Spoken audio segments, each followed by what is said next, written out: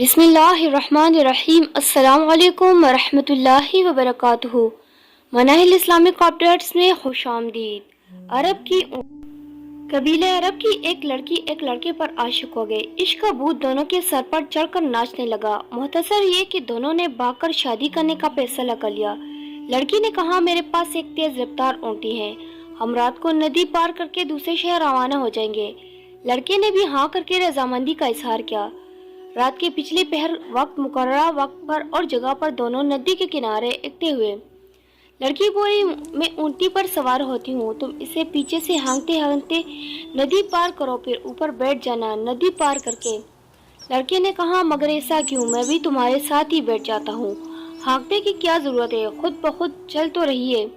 لڑکی نے کہا، اس کا باپ بھی ہمارا پالتو اونٹ تھا، اس کی عادت تھی کہ وہ بیچ ندی میں جا کر بیٹھ جاتا، پانی دیکھ کر مست ہو جاتا اور مارنے پیٹنے پر بھی ڈیٹ بنا رہتا تھا۔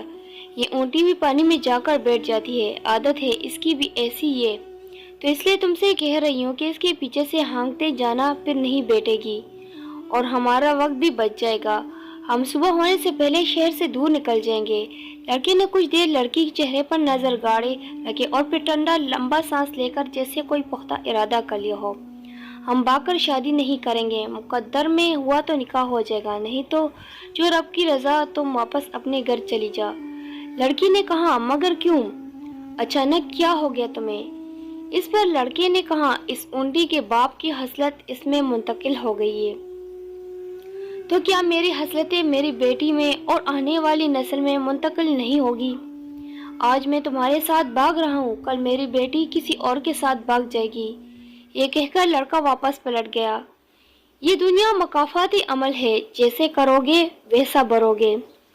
ویڈیو اچھی لگی ہے تو چینل کو سبسکرائب ضرور کیجیے گا اور اس ویڈیو کو زیادہ سے زیادہ شیئر بھی کیجیے گا۔ شکریہ۔